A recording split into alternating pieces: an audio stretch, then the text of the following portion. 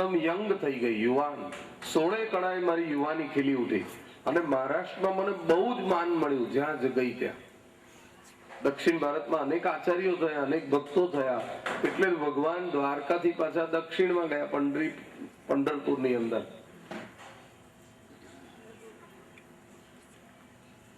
મહારાષ્ટ્રમાંથી હું ફરતી ફરતી ગુજરાત નામના પ્રદેશમાં આવી, ગુર્જર, અને ત્યાં મેં પગ મૂક્યો ને ત્યાં જ હું અને મારા 2 દીકરાઓ એકદમ યુવાન હતા, એમાંથી ગરડા થઈ ગયા. મારી યુવાની જતી રહી. એટલે મેં નક્કી કર્યું મારે ગુર્જર પ્રદેશમાં રહેવું નથી, હું હવે પાછી યુપી જઈશ. એટલે ગુર્જરમાંથી હું પાછી ઉત્તર પ્રદેશમાં આવી અને અહીં વ્રજની અંદર વૃંદાવનમાં આવી. અને વૃંદાવનમાં જ્યાં ચરણ મૂક્યો એની સાથે જ મારી યુવાની હતી એટલી સુંદર થઈ ગઈ. આ ભૂમિનો પ્રતાપ. કારણ કે વૃંદાવનનું એક નામ છે ભક્તિધામ. આ તો મારો મુકામ. હું યુવાન થઈ મહારાજ, પણ અહીં આવ્યા છતાં મારા 2 દીકરાઓ યુવાન થયા નહીં. મોટો પ્રશ્ન આ થયો. હવે માં પોતે ગમે એટલી સુખી હોય પણ એના દીકરાઓ જો દુખી હોય તો માને ચેન પડે ખરું? માની વ્યાખ્યા કરવી હોય ઇન શોર્ટ તો એટલી થઈ શકે કે દીકરાના દુખે દુખી અને દીકરાના સુખે સુખી, એનું નામ માં. ખાય દીકરા અને ધરાય માં.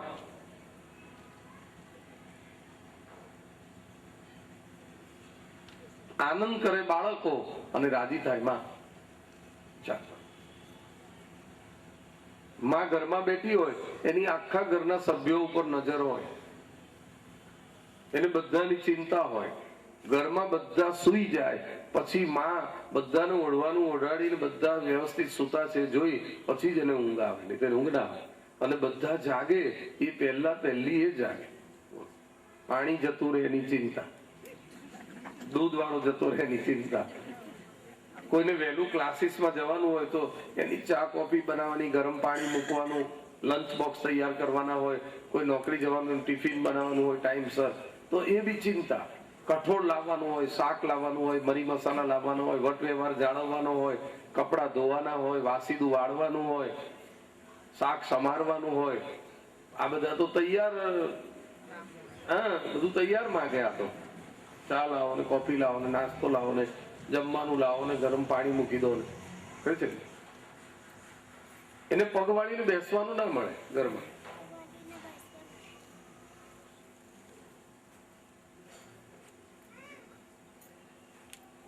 એટલે જ આપણા શાસ્ત્રોમાં પિતાથી પણ ઉપર માનું સ્થાન છે.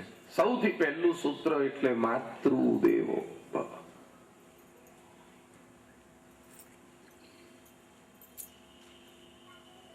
ભગવાન પોતે કે છે મારી માં પહેલા પછી હું. દ્વારકા તમે જાઓ તો મંદિરની અંદર દેવકી માનું મંદિર છે, પણ ભગવાનની બિલકુલ સામે જ બનાવેલું. દર્શન ખુલે છે, આખું જગત મંદિરમાં ભગવાનના દર્શન કરે, પણ ભગવાન દ્વારકાનાથ ઉભા ઉભા માં દેવકીના દર્શન કરે. એવી વ્યવસ્થા રાખેલી છે.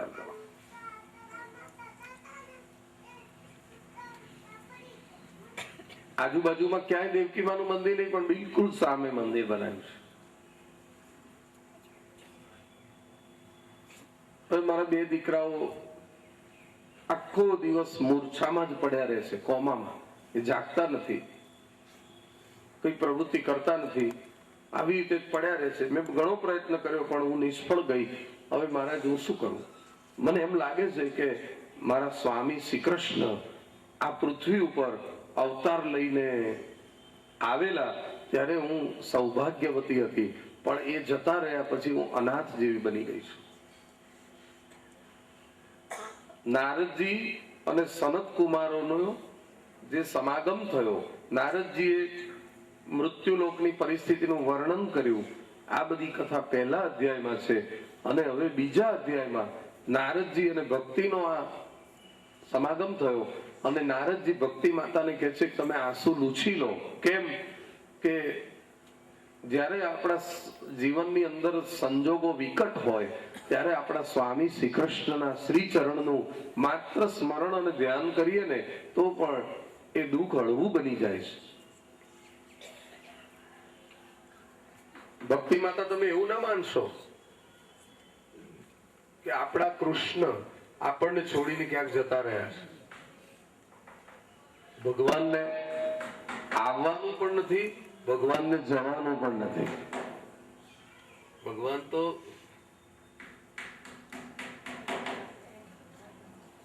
ત્રણેય કાળમાં છે.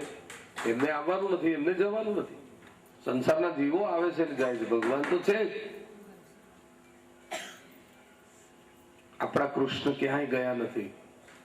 માટે વૃથા ખેદયસે બાલે અહો ચિંતા તુરા કથમ શ્રી કૃષ્ણ ચરણામ્બોજમ સ્મરત દુઃખમ ગવિષ્યતિ.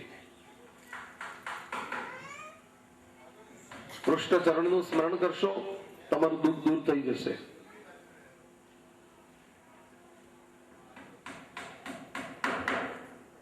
હું આપના બંને બાળકોને જગાડવા માટે પ્રયત્ન કરીશ.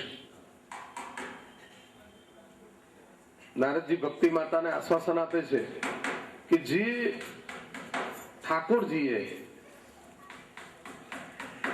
કૌરવોનો વિનાશ કર્યો, વ્રજની ગોપીઓનો પ્રેમ સંપાદિત કર્યો, દ્રૌપદીના પટકુળ પૂર્યા, એ ભગવાન ભક્તોને કદી ભૂલી શકતા નથી અને આ પૃથ્વી ઉપરથી ક્યાંય જતા નથી. આપણા કૃષ્ણ ક્યાંય ગયા નથી. દ્રૌપદી ચ પરિત્રાતા યેન કૌરવ કલ્મષા પાલિતા ગોપ સુંદર્ય સકૃષ્ણ કાપીનો ગત. એ કૃષ્ણ ક્યાંય ગયા નથી, કાપીનો ગત. એ તો આપણી સાથે જ છે. ડગલું ચાલુ ને મારો રણછોડ છે સાથમાં, સાથે સાથે ચાલતા હો મારા રણછોડજી. ભગવાન આપણી સાથે છે, દૂર નથી. માટે તમે વિશ્વાસ રાખો. વિશ્વાસમાં વિશ્વપતિનો વાસ છે. લાવો, હું આપના બંને પુત્રોને જગાડવાનો પ્રયત્ન કરું. ભક્તિ માતાને નારદજીએ વંદન કર્યા અને એમના ખોળામાં સૂતેલા પેલા જ્ઞાન વૈરાગ્યને જગાડવાનો પ્રયત્ન કર્યો. અને સૌ પ્રથમ નારદજીએ વેદ મંત્રોના મંત્રઘોષ કર્યા. વેદ વેદાંત ઘોષૈશ્ચ ગીતા પાઠૈર મુહુર મુહુર. વેદ મંત્રોના ઘોષ પછી ન જાગ્યા એટલે શ્રીમદ ભગવદ ગીતાના 18 અધ્યાયનો વારંવાર પાઠ કર્યો, મુહુર મુહુર. તો પણ ન જાગ્યા. ત્યારે આકાશવાણી થઈ, નારદ મુનિ, તમે તમારો પ્રયત્ન ચાલુ રાખો. નિષ્ફળતામાં જ સફળતા સમાયેલી છે. તમે જરૂર આમાં સફળ થશો એવી વ્યોમ વાણી થઈ. તમારા દ્વારા કોઈ સુંદર યજ્ઞ પણ થવાનો છે, આવું આકાશવાણીએ કહ્યું. નારદજી વિચાર કરવા લાગ્યા, મારા હાથે વળી કયો યજ્ઞ થવાનો હશે? પુત્ર કાર્યો મયા યજ્ઞ, મારા દ્વારા કયો યજ્ઞ થવાનો હશે?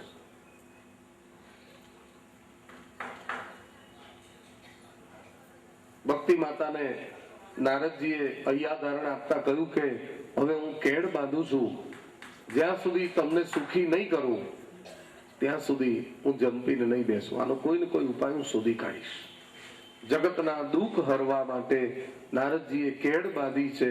આઠે પહોર જંખે પાપીના પાપ ડંખે કરતા અમીની છાયા સંતોની ધન્ય કાયા. શ્વાસે ભરી છે સેવા જીવન સમર્પી દેવા છોડી જગતની માયા સંતોની ધન્ય કાયા.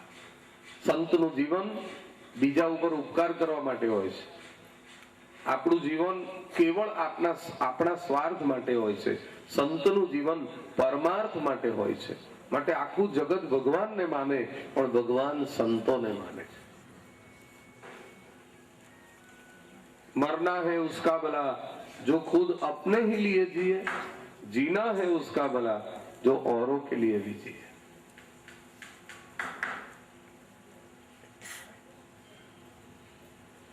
નારદજી સૌના દુઃખ દૂર કરવા માટે નીકળી ગયા અને સૌની દુઃખ મુક્તિનો ઉપાય શોધવા લાગ્યા. ફરતા ફરતા આજે બદ્રિકાશ્રમ પાસે સનત કુમારોની સામે જઈને ઉભા છે. સનત કુમારોએ એમની બધી કથા સાંભળી અને સનત કુમારોએ એમને કહ્યું કે તમારા દ્વારા જે યજ્ઞ થવાનો છે ને એ ચોક્કસ પાયે હશે ભાગવત રૂપી યજ્ઞ. મહિમા સુખ શાસ્ત્રસ્ય વક્તવ્યો વેદ પારઈ ગઈ.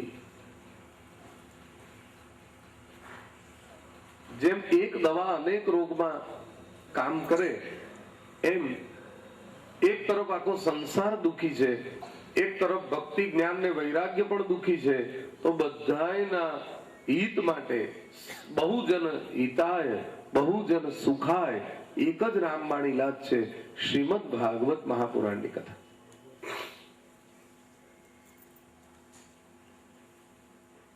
એ થશે તો બધા જ સુખ શાંતિ પ્રાપ્ત કરશે. નારદજીએ કહ્યું કે જો એનાથી બધા સુખી થતા હોય તો હું આજે સંકલ્પ કરું છું. અને મહાત્મ્યના 3 નંબરના અધ્યાયમાં નારદજી સંકલ્પ કરે છે. જ્ઞાન યજ્ઞમ કરિષ્યામિ સુખ શાસ્ત્ર કથોજ્વલમ ભક્તિ જ્ઞાન વિરાગાણામ સ્થાપનાર્થમ પ્રયત્નતઃ. હું શ્રીમદ ભાગવત કથા યજમાન બનીને કરાવીશ અને સૌના હૃદયમાં જ્ઞાન વૈરાગ્ય અને ભક્તિની સ્થાપના કરીશ. સનત કુમારોએ કહ્યું છે કે તમે આખા સંસારમાં ફર્યા પણ લોકોને પાપ કર્મ કરતા કેમ જોયા? કે અજ્ઞાનથી જ્ઞાન ઢંકાઈ ગયું છે. દરેકના હૃદયને કથા દ્વારા ઢંઢોળવું પડશે, સુતેલા આત્મા જગાડવા પડશે. જ્યારે એક એક લોકોના હૃદયમાં જ્ઞાન વૈરાગ્ય અને ભક્તિ જાગૃત કરીશું ત્યારે જ પેલા વૃંદાવન વાળા ઓટોમેટિક જાગશે. તમે સીધા એને જગાડવા ગયા તો એ બે જાગ્યા નહીં. એનું કારણ શું? કે લોકોના હૃદયમાં જ્ઞાન વૈરાગ્ય અને ભક્તિ મૂર્છિત પડેલા છે, અજ્ઞાનથી ઢંકાયેલા છે. જો તમે કથા દ્વારા એને જાગૃત કરશો, કથા સાંભળ્યા પછી જ્ઞાન વૈરાગ્ય અને ભક્તિ જાગૃત થાય છે, ત્યારે વૃંદાવન વાળા ઓટોમેટિક જાગશે. તો નારદજી કહે છે આપણે જ્ઞાન યજ્ઞ કરવા એ નક્કી. હવે આ ભાગવત રૂપી જ્ઞાન યજ્ઞ કરવા માટેનું કોઈ સ્થળ તો નક્કી કરો. એટલે સનત કુમારો નારદજીને લઈ આવ્યા હરિદ્વારમાં અને ત્યાં આનંદ નામનું વન બતાવ્યું. ગંગાનો કિનારો હતો, ત્યાંના ઘાટનું નામ પણ આનંદ ઘાટ હતું. નારદજીને આ સ્થળ બતાવ્યું. નારદજીએ કહ્યું કે આ તો બહુ સુંદર સાત્વિક સ્થળ છે. અહીં કોઈ પણ પ્રાણી બીજા પ્રાણીને મારતું નથી.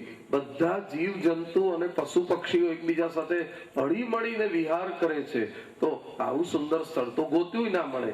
ગંગા દ્વાર સમીપે તું તટ માનંદ નામકમ. ગંગાજીની નજીક આનંદ નામના ઘાટ ઉપર કથા કરવાનું નક્કી કર્યું છે. નારદજીને આજે એટલો બધો હરખ થયો છે કે કોઈનું દુઃખ દૂર કરવામાં જો આપણે નિમિત્ત બનીએ અને આવી સુંદર ભાગવત કથામાં નિમિત્ત બનીએ તો આનાથી વધારે સદભાગ્ય બીજું કયું? એટલે નારદજી હરખના આવેશમાં એક શ્લોક બોલ્યા છે. ભાગ્યોદયેન બહુજન્મ સમાર્જિતેન સત્સંગમં ચ લભતે પુરુષો યદા વૈ અજ્ઞાન હેતુકૃત મોહ મદાંધકાર નાશમ વિદાય હિ તદોદયતે વિવેક. આ કથા દ્વારા અજ્ઞાન દૂર થશે, જ્ઞાન રૂપી દીવડો પ્રગટ થશે અને સૌને જીવન જીવવાનો વિવેક પ્રાપ્ત થશે. એનો મને આનંદ છે. મારા ભાગ્યનો પણ ઉદય થયો છે કે મને આ લાભ મળી રહ્યો છે. કથામાં બધા ક્યારે આવે કે બધાને વિનંતી કરી હોય, પ્રચાર કર્યો હોય, પ્રસાર કર્યો હોય તો બધા આવે. કારણ કે આ દુર્લભ વસ્તુ છે. કોઈ ફિલ્મ સ્ટાર આવવાનો હોય તો ભીડ માંગતી નથી. કોઈ એક્ટર એક્ટ્રેસ આવવાની હોય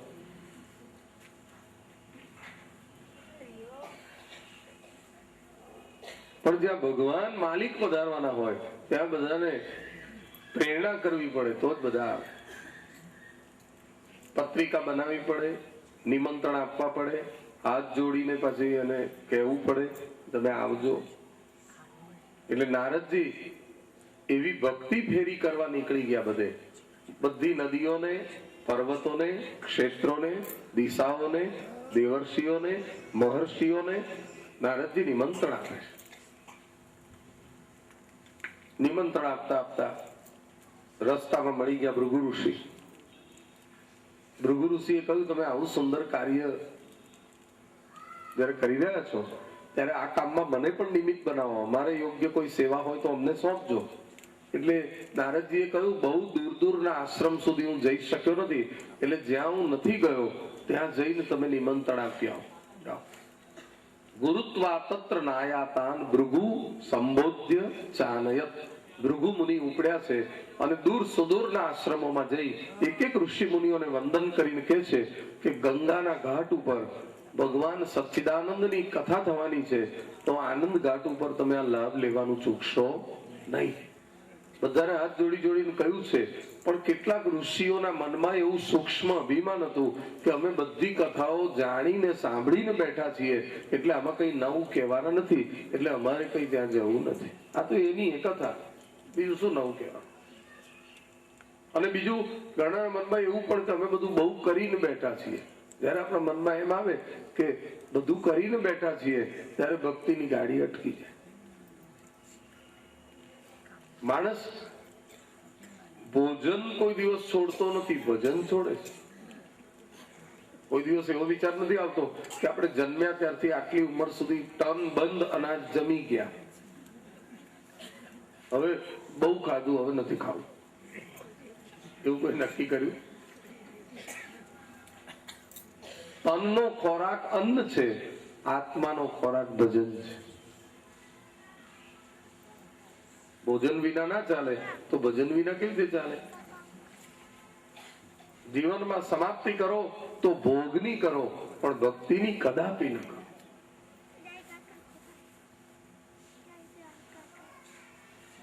ભવે ભવે યથા ભક્તિ. આ જન્મ નહીં, જન્મ જન્મ.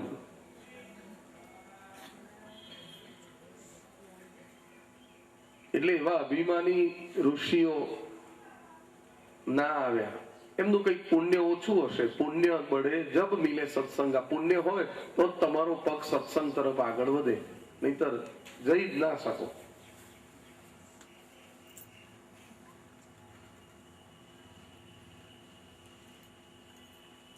ગંગા કિનારે માળવો બંધાયો, વ્યાસપીઠ બની, 4 સનત કુમારો બેઠા અને કથાની અંદર સ્ત્રીઓના વેશમાં ભારતની બધી નદીઓ આવીને સાંભળવા બેઠી, દિશાઓ બેઠી, અને એક બાજુ બધા તીર્થો પુરુષનું શરીર ધારણ કરીને આવીને બેઠા, ક્ષેત્રો આવીને બેઠા, દેવર્ષિઓ અને મહર્ષિઓ આવીને બેઠા. કારણ કે આ કથા કોઈ સાધારણ નથી, આજ એનું મહાત્મય. કોણ કોણ સાંભળવા આવ્યું? ગંગાદ્યા સરિતસ્તત્ર પુષ્કરાદિ સરાંસી ચ ક્ષેત્રાણી ચ દિશઃ સર્વા દંડકાદિ વનાની ચ. ગંગા આદિ નદીઓ, પુષ્કર આદિ તીર્થો, ક્ષેત્રો એવં દિશાઓ, અને મોટા મોટા ઋષિઓ આવીને ત્યાં બેઠા.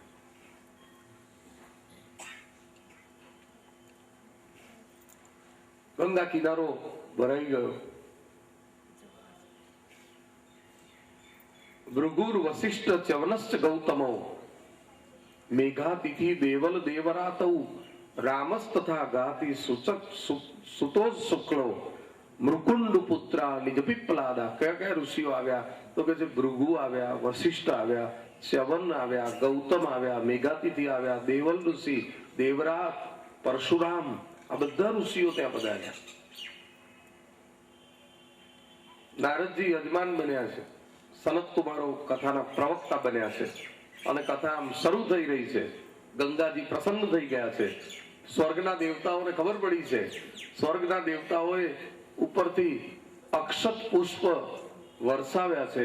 શંખનાદ, ઘંટનાદ, જયનાદ થયા અને કથાની શરૂઆત થઈ. જય શબ્દો નમઃ શબ્દ શંખ શબ્દ તથૈવ ચ ચૂર્ણલાજા પ્રસૂનાનામ નિક્ષેપ સુમહારભૂત. દેવતાઓ કે છે કે આ મૃત્યુલોકમાં રહેનારા આ બધા કેટલા બધા નસીબદાર છે કે ગંગાના કિનારે બેસીને આ ભાગવત કથા સાંભળવાના છે. પુષ્પવૃષ્ટિ થઈ, જય જયકાર થયા. સનત કુમારોએ કથાની શરૂઆત કરતા બધાને સાવધાન કર્યા કે આ કથાને કોઈ સાધારણ ન સમજે. આ કથા એટલી સુંદર છે કે તમે જયારે કથામાં બેસશો તો મંદિરમાં જેમ દર્શન કરવા જાઓ ત્યારે ભગવાન આંખથી તમારી અંદર પ્રવેશ કરે છે, એમ કથામાં ભગવાન તમારા કાનથી પ્રવેશ કરશે, કાનના દરવાજે. અને કનૈયો એટલો બધો પ્રેમ પૂજારી છે, કોઈ પ્રેમથી કથામાં આવીને બેસે એટલે કનૈયો એના કાન દ્વારા હૃદયમાં જાય, અને હૃદયનો અંતરનો ઓરડો કદાચ ચોખ્ખો ના હોય તો જાતે સાફ સૂફી કરી અને આસન લગાવીને એવો બેસી જાય કે કોઈ ધક્કો લગાવે તો 7 દિવસ જાય નહીં.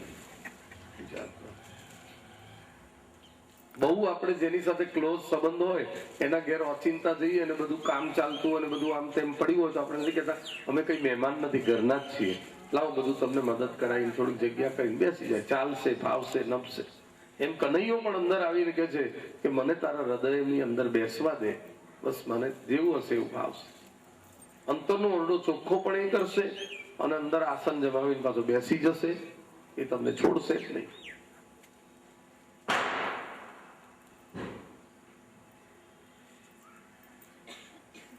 જે કથાનું શ્રવણ કરવાથી ભગવાન આવીને હૃદયમાં બેસી જાય એનાથી વધારે ફાયદો કયો? માટે આ કથાનું સદાય સેવન કરો.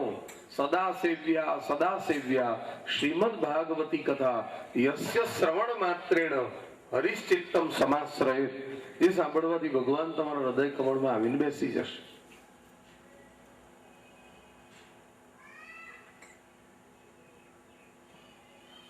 હૃદય કમળમાં આવી બિરાજો શ્રી ગોવર્ધન નાથજી.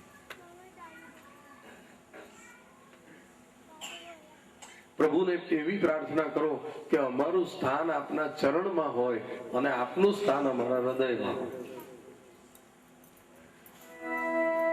હૃદય કમળમાં આવી બિરાજો, હૃદય કમળમાં આવી બિરાજો શ્રી ગોવર્ધન નાથજી. કમળમાં આવી બિરાજો, હૃદય કમળમાં આવી બિરાજો શ્રી ગોવર્ધન નાથજી.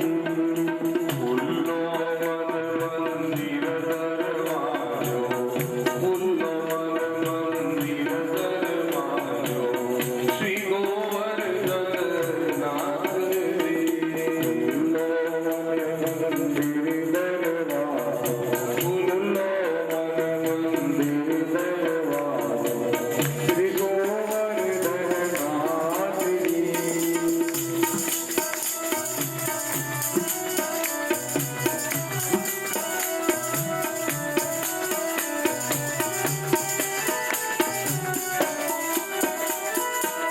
પ્રેમ તળા પુષ્પો પધરાવી જોઈ રહ્યો છું વાતડી.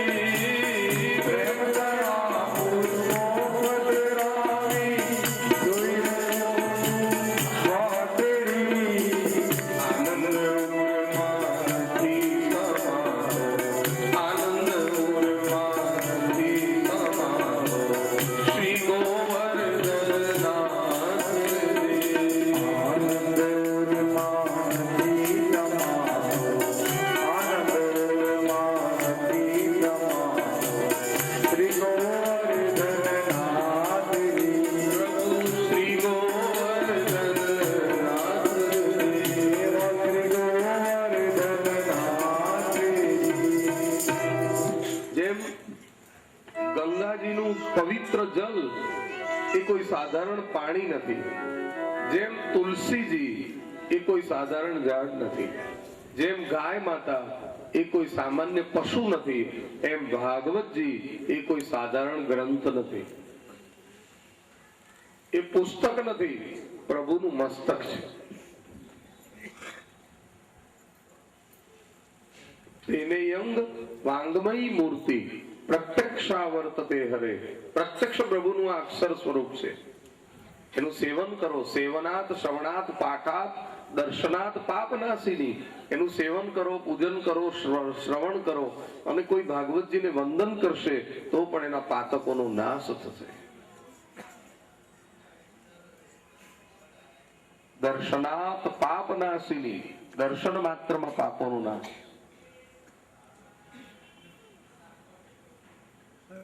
ભાગવતજી એ પુરાણોમાંનું તિલક છે અને વૈષ્ણવનું સાચું ધન છે. પરમહંસોની સંહિતા છે અને જ્ઞાનીઓનું આ સુંદર ગીત છે. શ્રીમદ ભાગવતમ પુરાણ તિલકમ યદ વૈષ્ણવાનામ ધનમ. યસ્મિન પારમ હંસસ્ય મેવ મમલમ જ્ઞાનમ પરમ ગીયતે. એ ભાગવતજી છે. ભાગવતના 4 શબ્દોનો અર્થ કરવો હોય તો પહેલામાં ભ શબ્દ આવે છે. ભ સ્વરૂપે ચિદાનંદે ગતિર યસ્યાતિ લૌકિકી વરેણ્યમ સર્વ શાસ્ત્રાણામ તરણી ભૂત ભવાર્ણવે. આવો એક અર્થ થાય.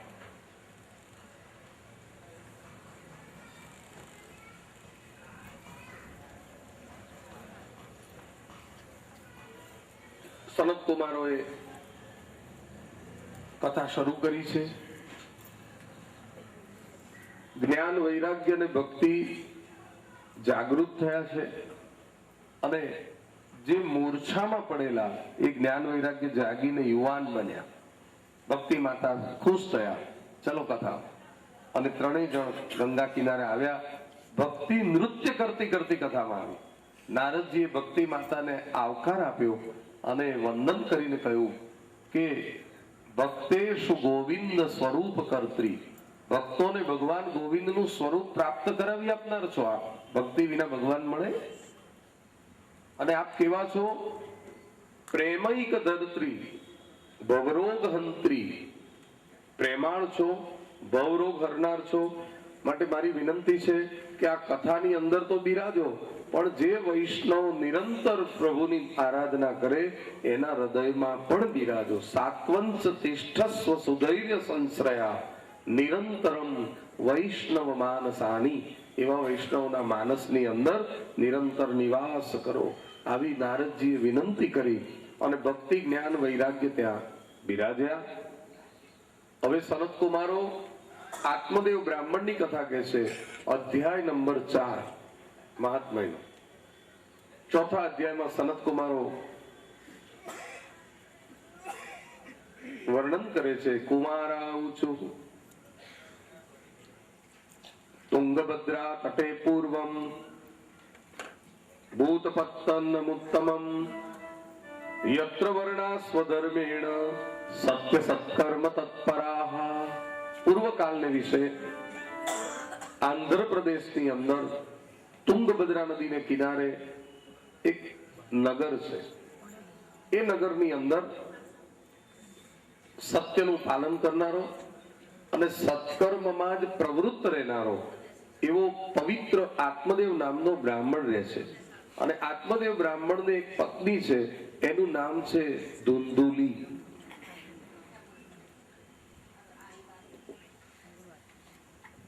આત્મદેવ બહુ જ ધાર્મિક અને પવિત્ર છે. ધુંધુલી એ બહુ બોલબોલ કરનારી છે, ઝઘડાખોર છે અને ક્રૂર સ્વભાવની છે. છતાં આત્મદેવ એને નિભાવે છે. એને પારકી પંચાત બહુ ગમે છે. લોક વાર્તા રતા ક્રૂરા પ્રાયશો બહુ જલ્પિકા. ઘરકામમાં હોશિયાર છે એટલે સુરાચ ગૃહ કૃત્યેષુ, પણ પાછી કૃપણા કલહ પ્રિયા, ઝઘડો કરનારી છે.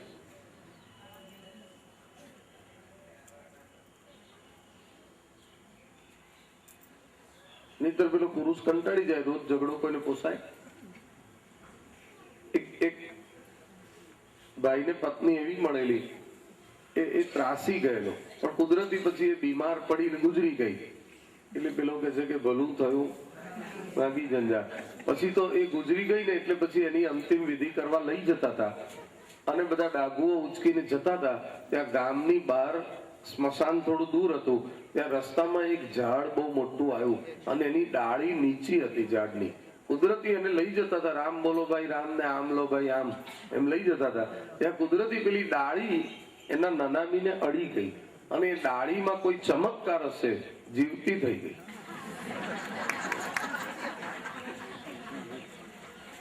જીવતી થઈ એટલે પેલા ભાઈને બધા કે આ તો જીવતા થઈ ગયા, એટલે પાછો વરઘોડો ઘેરા. એટલે પેલો ભાઈ કે છે માણ જંજાળમાંથી હું છૂટેલો પાછું આ, અને પાછો ફસાયો. એટલે 2 વર્ષ પાછી રહી અને પાછી બીમાર પડી, અને બીમાર પડી એટલે ફરી ગુજરી ગઈ.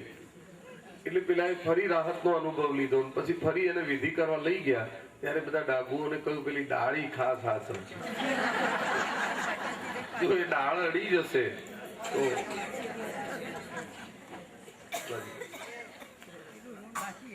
તો હવે તો તને સાચવે સાબરમતી, તું અખંડ સૌભાગ્યવતી.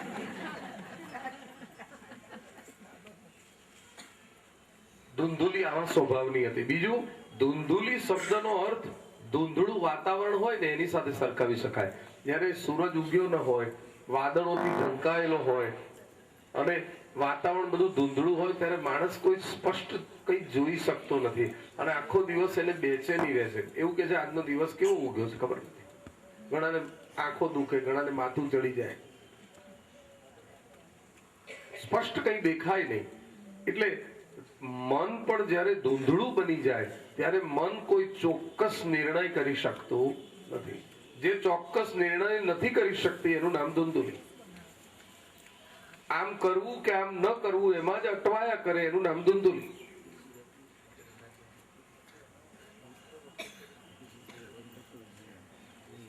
આત્મદેવ સાથે લગ્ન કર્યા પછી એના ઘરમાં શેર માટીની ખોટ રહી.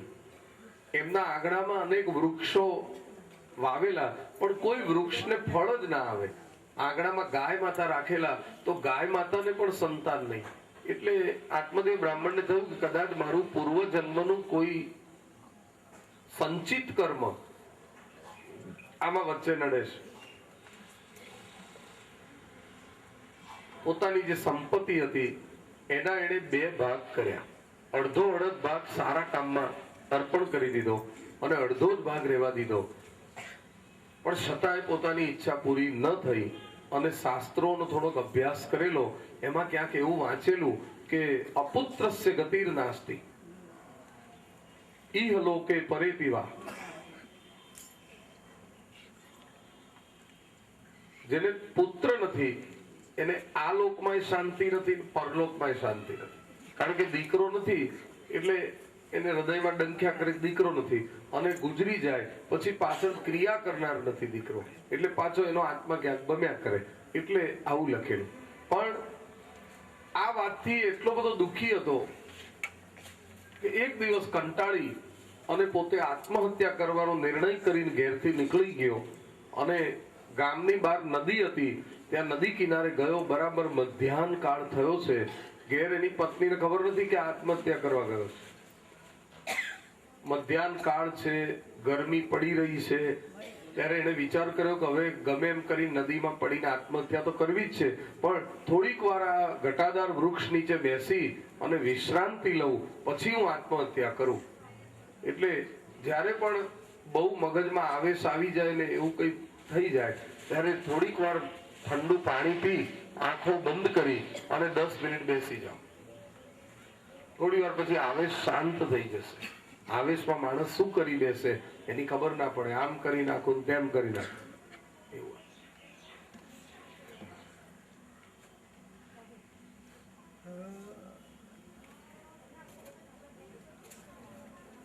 વૃક્ષ નીચે વિશ્રાંતિ લેવા બેઠો એટલામાં ભાગ્યવશાત એક સંન્યાસી મહારાજ ભિક્ષાવૃત્તિ કરવા નીકળેલા. એ ભિક્ષાવૃત્તિ કરી અને ત્યાં આવ્યા. એમનો નિયમ હતો ભિક્ષામાં જે કાંઈ મળે એ બધું નદીમાં ધોવાનું અને સ્વાદ વગરનું ભગવાનને અર્પણ કરીને પછી જમવાનું.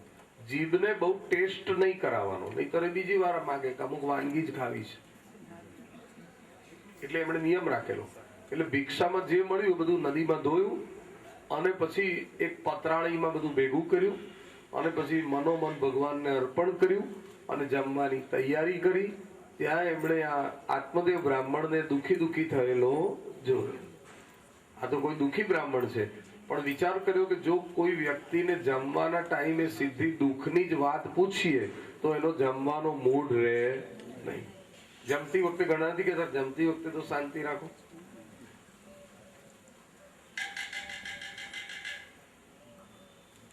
એટલે મહારાજે વિચાર કર્યો કે હું પહેલા એને જમવાની વાત, દુઃખની વાત નહીં પૂછું, પહેલા એને જમાડું, પછી એ સુખ દુઃખની વાત થાય શાંતિ. એટલે સંન્યાસી મહારાજે કહ્યું, ભૂદેવ ચાલો પ્રભુ પ્રસાદ લેવા મારી સાથે આવો. આત્મદેવ બ્રાહ્મણ કહેવા લાગ્યો, ના મહારાજ, મને ભૂખ જ નથી રહી હવે જીવનમાં. મારી ભૂખ તો ક્યારની ભાંગી ગઈ છે.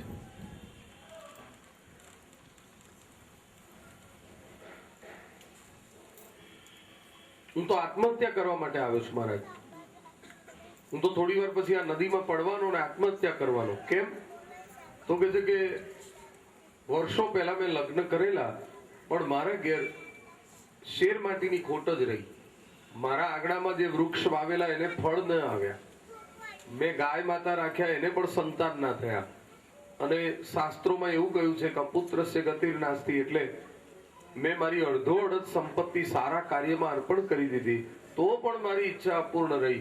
એટલે હવે હું જ્યારે આજ નહીં ને કાલ ગુજરી જાઉં તો મારી પાછળ કોઈ પિંડદાન કરનાર છે નહીં, દીકરો નથી. એટલે આમે મારો આત્મા ભટકે એના કરતા હવે નદીમાં પડું, જે થવું હશે થશે. તો પછી તું નદીમાં પડીશ એટલે તારો આત્મા વધારે ભટકશે, ભટકતી આત્મા વધારે ભટકશે.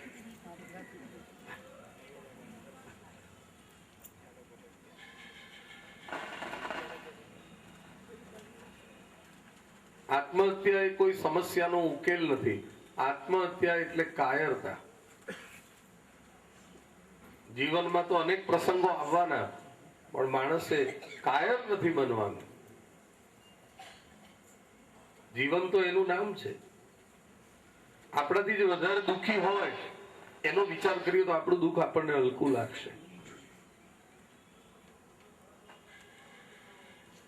કદી સુખ આવે કદી દુઃખ આવે, એનું નામ તો જીવન છે. દુનિયા મેં કિતના ગમ હૈ મેરા ગમ. જયારે બીજા વધારે દુઃખી હોય એનો વિચાર કરો તો આપણું દુઃખ આપણને થોડું હળવું લાગશે. એટલે આ ગીતકારે બહુ સુંદર લખ્યું. दुनिया में कितना गम है मेरा गम कितना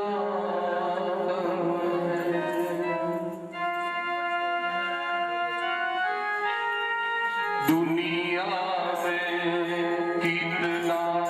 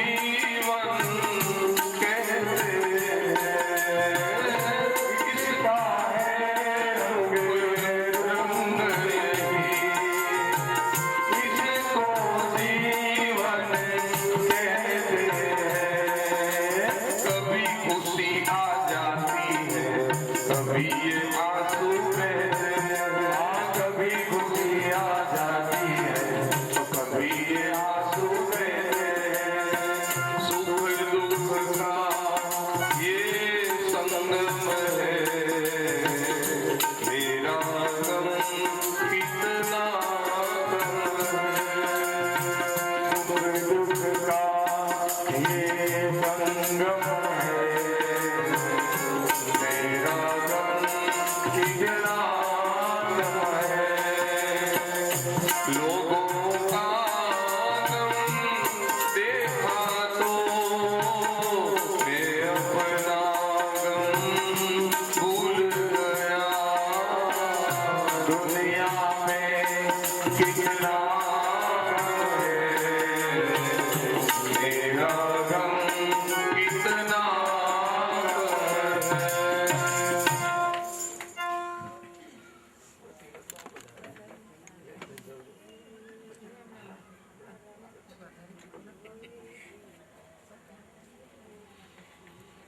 दुनिया में कितना गम है, मेरा गम कितना कम है। તો તું આત્મહત્યા ન કરીશ ભાઈ, તારું ભવ્ય લલાટ હું સ્પષ્ટ વાંચી શકું છું. તારા ભાગ્યમાં 7 ભવ સુધી સંતાન નથી લખ્યા. હવે જે આપણા ભાગ્યમાં લખાયું જ નથી એની પાછળ જ પડ્યા રહેવાથી કઈ ફાયદો નથી. બીજું કે જો સંતાનથી જ સુખ મળતું હોય તો ઘણા લોકો એવા છે કે સંતાનથી જ દુઃખી છે.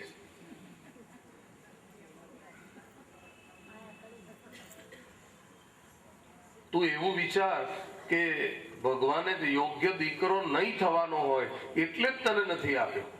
આમાં કોઈ ઈશ્વરીય સંકેત છે કે તું દુઃખી ન થાય એટલે તને દીકરો નથી આપ્યો. એવું કેમ નથી વિચારતો? ઘણા લોકોને દીકરા નહીં પણ દીપડા હોય છે. એવું હોય છે. પુત્રના 4 પ્રકાર છે: શત્રુ પુત્ર, ઉદાસીન પુત્ર, સેવક પુત્ર અને લેણદાર પુત્ર. આવા 4 જાતના હોય છે.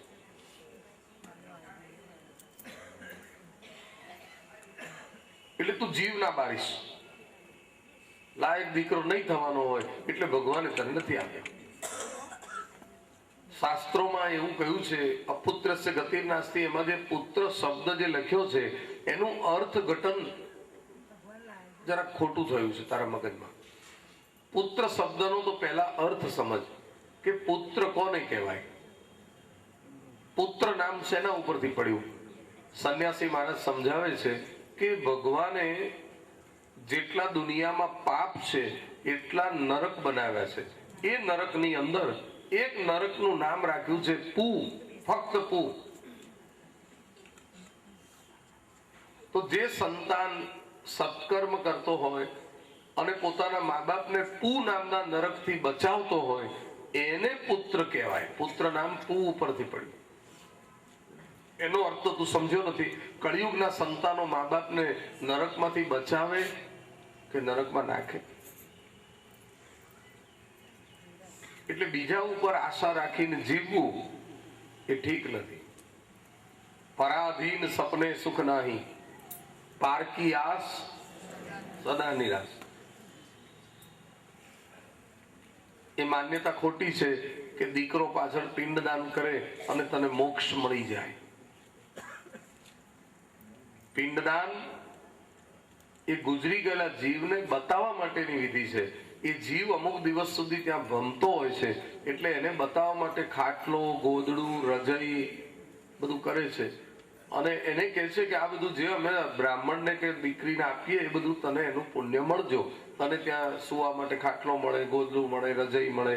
આ ગાયનું પૂંછડું એટલે પૂજીએ છીએ. ગાયનું પૂંછડું પકડવાથી તું વૈતરણી પાર કરી શકીશ.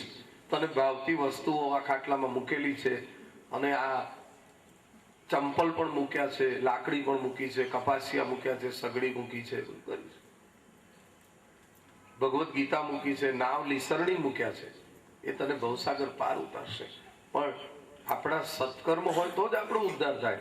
જો ભાત અને લોટના પિંડથી જ ઉદ્ધાર થતો હોય તો ભગવાન કઈ પેલા નથી. અને તારી માન્યતા પ્રમાણે જો પિંડદાનથી મુક્તિ મળતી હોય, ગુજરી ગયા પછી શરીર નથી રહેતું એટલે એનું નિમિત્ત બનાવી પિંડ બનાવીને આ બધી વિધિ કરે છે. તો જો પિંડદાનથી મુક્તિ મળતી હોય એવી જો માન્યતા સાચી હોય તો તારે જીવતા જ પિંડદાન કરી દેવું જોઈએ. પાછળ વાળાની શું કામ આશા રાખવાની? ઘણા લોકો જીવત ક્રિયા નથી કરતા, હાથે તે સાથે.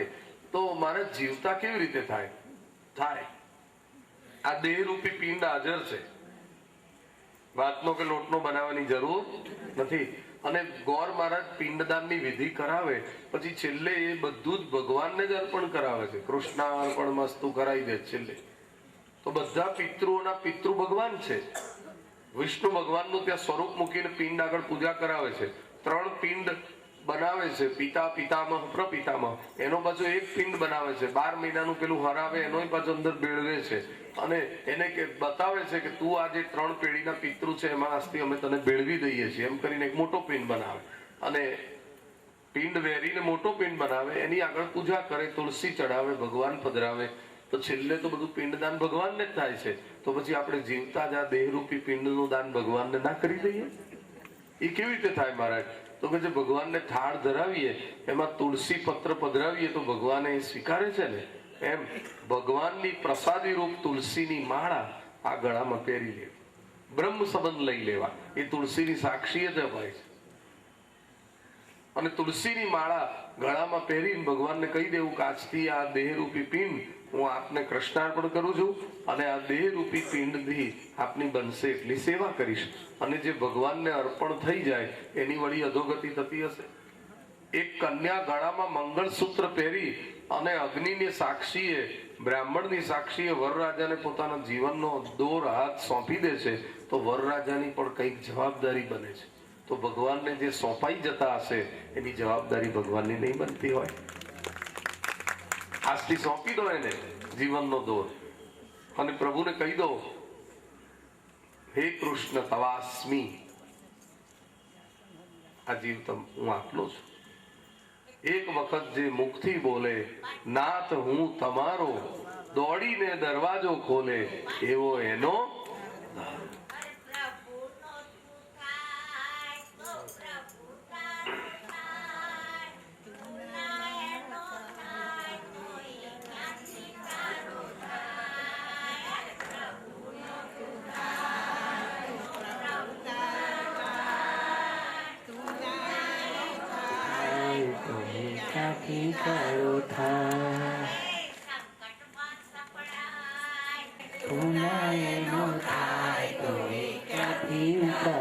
બોલો કૃષ્ણ કનૈયા લાલ કી જય.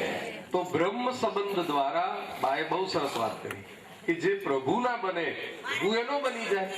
એક કન્યા વરરાજાને હાથ સોંપે છે તો વરરાજા આખી જિંદગી એનું પાલન કરે છે અને જો વરરાજા એના પાલનમાંથી આગો પાછો જાય તો કન્યા કોર્ટે પણ જાય છે.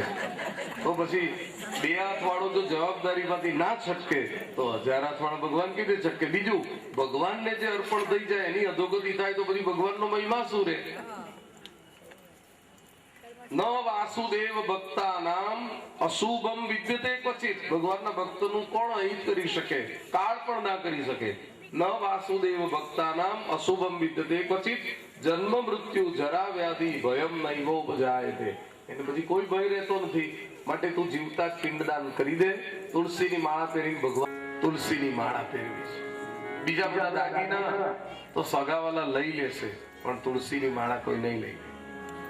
એ લૂંટાશે નહીં. એ ખરું આભૂષણ એ છે કે મને વાલું લાગે, મને પ્યારું લાગે શ્રીજી તારું નામ.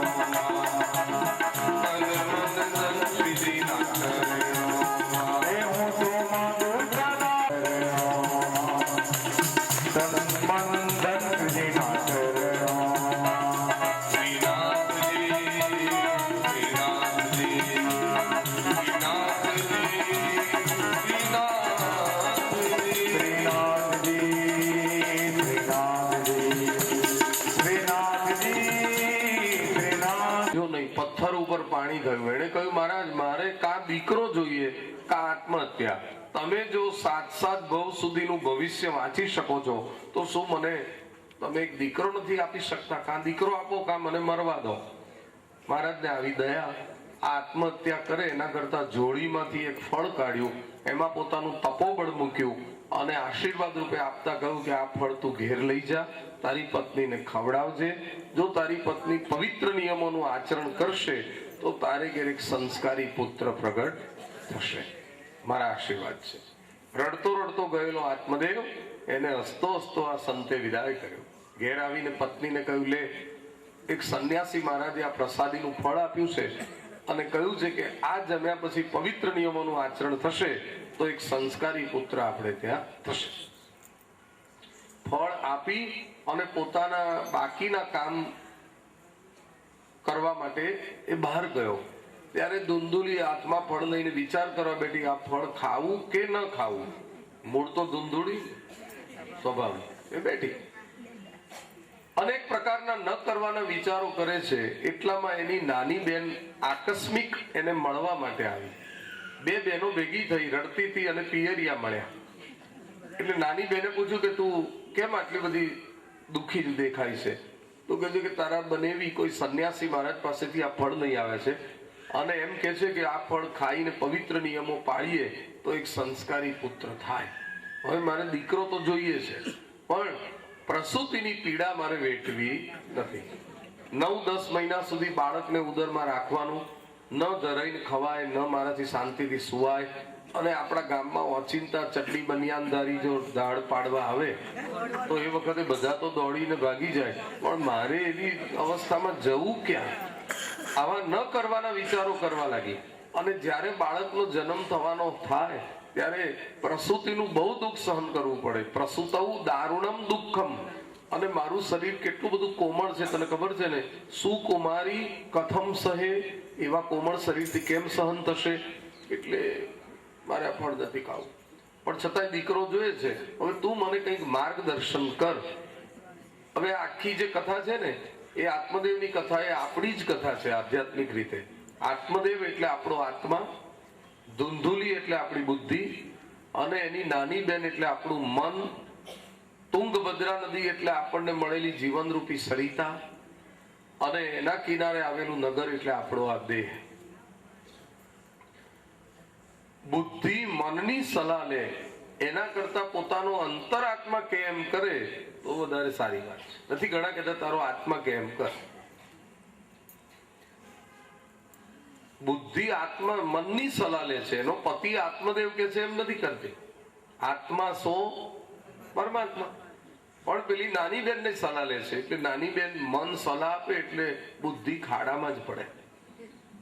એટલે પેલી નાની બેન કહેવા લાગી કે જો હું તને સાચું કહું, આપણે બે એક જ મા બાપની દીકરીઓ છીએ, સગી બેન છીએ, પણ આપણા નસીબ વિધાતા જુદા જુદા લખેલા. મારે ઘેર એટલા બધા બાળકો છે કે હું ખવડાવી શકતી નથી. ખાવા અન્ન નથી, પહેરવા વસ્ત્ર નથી, ઘરમાં ધન નથી. તારે ત્યાં બધું અભરે ભરેલું છે ત્યારે ખાના નથી. તો તું એક કામ કર, અત્યારે મારે બાળકની જરૂર નથી તો પણ હું ગર્ભવતી છું. નાની બેન કહે છે મારે ત્યાં હવે જે બાળક જન્મે એ હું છાનો માનો તને મોકલાવી દઉં અને તારે એવું જાહેર કરવાનું કે મારો દીકરો છે મારાથી જન્મેલો. ત્યાં સુધી તારે સગર્ભા હોવાનો દંભ કરવાનો. મારા જીજાજી ભોળા છે એટલે એમને બહુ ખબર નહીં પડે. હું તને દીકરો આપીશ, એના બદલામાં તું થોડીક સંપત્તિ મને આપ. એટલે તને મળી જશે સંતતિ, મને મળી જશે સંપત્તિ. આપણા બેનું કામ થઈ જશે. આવી યોજના નક્કી કરી. પતિને આ બાદ છેતર્યો, પોતે સગર્ભા હોવાનો ડોળ કર્યો અને કેટલોક સમય વીતતા નાની બેનને ત્યાં દીકરો જ જન્મ્યો. અને જન્મેલા દીકરાને થોડાક દિવસ એને રાખ્યો અને પછી છાનો માનો મોટી બેનને મોકલ્યો. મોટી બેને પુત્ર જન્મની ઘરમાં જાહેરાત કરી. એટલે આત્મદેવ તો ખુશ થઈ ગયો કે ખરેખર એ ગર્ભવતી હતી એટલે દીકરો જન્મ્યો હશે. નાહી ધોઈને સંધ્યા વંદન કરી પોતાના દીકરાનું મોં જોવા જયારે ગયો ત્યાં જ એને વહેમ પડ્યો કે આ તરતનું જન્મેલું નવજાત બાળક નથી, આ તો થોડાક વખત પહેલાનું જન્મેલું છે. આમાં રહસ્ય શું હશે? ત્યારે ધુંધુલી સમજી કે મારા પતિ વહેમાય છે એટલે ધુંધુલી કહેવા લાગી, સ્વામી આ બાળક ઉપર વેમ ના રાખશો, આ તો સંન્યાસી મહારાજે આપેલા ફળમાંથી જન્મ્યો, એટલે ચમત્કારિક રીતે ઓટોમેટિક મોટો થઈ ગયો. આ તો ચમત્કાર છે. અને એનું નામ પાડવા માટે કોઈ બ્રાહ્મણોને કે ઋષિઓને તસ્દી આપશો નહીં, કારણ કે એનું નામ પણ મેં ફિક્સ કરી દીધું છે. મારું નામ ધુંધુલી એટલે એનું નામ ધુંધુકારી. હવે આત્મદેવને ક્યાં બોલવાની રહી કઈ વારી? આ રહસ્ય અકબંધ રહ્યું. નાની બેને સલાહ આપી હતી કે તું સગર્ભા હોવાનો ડોળ કરજે અને તારા આંગણામાં બાંધેલી ગાયને આ ફળ ખવડાવી દેજે, એટલે કોઈને ખબર નહીં પડે. ગાયના પેટમાં ગયેલું ફળ નિષ્ફળ ગયું નહીં. ગાયને ગર્ભ રહ્યો અને 4-6 મહિના વીત્યા, ત્યાં ગાયના પેટે એક સુંદર બાળક જન્મ્યો. આશ્ચર્ય થયું કે ગાયના પેટે વાછડી કે વાછડો જન્મે, એને બદલે માનવ જેવો બાળક જન્મ્યો. ઋષિ મુનિઓ ત્યાં આવ્યા અને કહેવા લાગ્યા, હે આત્મદેવ, તારો આજે ભાગ્ય ઉદય થયો છે કે તારે ત્યાં એક સંસ્કારી દીકરો ગાય દ્વારા જન્મ્યો છે અને એના કાન ગાયના જેવા લાંબા છે, એટલે એનું નામ રાખવામાં આવે છે ગોકર્ણ. આ ગોકર્ણ પોતે તો તરશે, પણ જે એના સંપર્કમાં આવશે એ બધાનો ઉદ્ધાર કરશે. આ તારો કુલદીપક છે. દાન દક્ષિણા લીધા, આશીર્વાદ દીધા, બ્રાહ્મણો વિદાય થયા. આત્મદેવને આનંદ થયો, ચલો આપણે ઘેર શેર માટીની ખોટ હતી, એને બદલે અત્યારે 2 બાળકો કિલ્લોલ કરે છે, મોટો ધુંધુકારી અને નાનો ગોકર્ણ.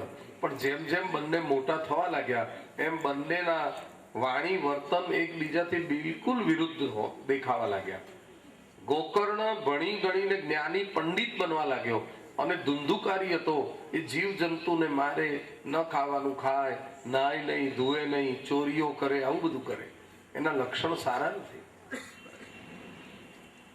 ગોકર્ણ પંડિતો જ્ઞાની, ધુંધુકાલી મહાખલ, સ્નાન શૌચ ક્રિયાહીનો, દુર્ભક્ષી ક્રોધ વર્ધિતી. જેવું ખાય એવો સ્વભાવ બને એટલે બહુ ક્રોધ બહુ કરે છે, નાતો ધોતો નથી, અપવિત્ર રહે છે, ન ખાવાનું ખાય છે, ન પીવાનું પીવે છે અને 5-5 વેશ્યાઓને ત્યાં આવન જાવન કરે છે.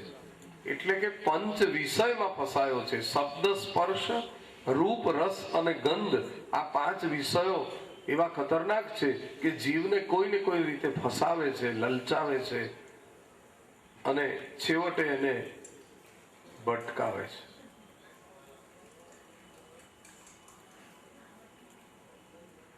ધીમે ધીમે બંને મોટા થયા. ગોકર્ણ એક વિદ્વાન પંડિત બન્યો. એને એટલા બધા યજમાન બોલાવે છે કે એને કર્મકાંડમાં સમય નથી. આજે અહીં, કાલે ત્યાં બહારગામ હોય છે. અને એ જાણી ગયો છે કે આ ધુંધુકારી દુષ્ટ છે, એટલે આ દુષ્ટથી જેટલા દૂર રહેવાય એટલું સારું. એટલે નામ પાડ્યું છે દૂરજન, દૂર રાખવા દેવા. જન તે દુર્જન અને સાથે રાખવા દેવા તે સજ્જન.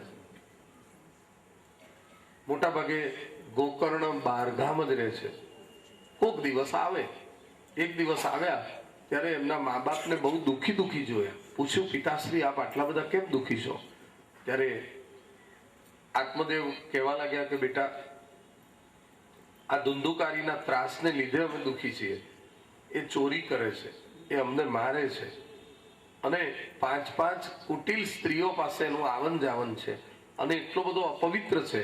અમે એનાથી દુખી થઈ ગયા છીએ. એક સંન્યાસી મહારાજ મને સમજાવતા હતા કે તારે લાયક દીકરો નહીં થવાનો હોય એટલે જ ભગવાને નથી આપ્યો. પણ એ દિવસે હું એ વાત સમજ્યો નહોતો. આજે અનુભવથી મને સમજણ પડી ગઈ. સંતાનો સંતાપે પછી ક્યાં જવું મા બાપે. એટલે અમે દુઃખી છીએ. ગમે ત્યાં ચોરી કરે છે, અમને મારે છે, ઘરમાંથી કિંમતી વસ્તુઓ લઈને પેલી કુટિલ સ્ત્રીઓને આપે છે. અમે તો હવે કંટાળી ગયા છીએ. તમારી ઉંમર કેટલી થઈ? 60 થવા આવી.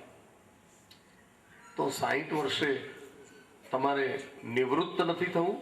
જેમ લોકો નોકરી ધંધામાંથી નિવૃત્તિ લે છે, સરકાર ઘણાને નિવૃત્ત કરે છે, એમ તમે મનથી નિવૃત્ત બની જાઓ. બહુ પ્રવૃત્તિ આજ સુધી કરી, પણ હવે આ પુત્ર, પત્ની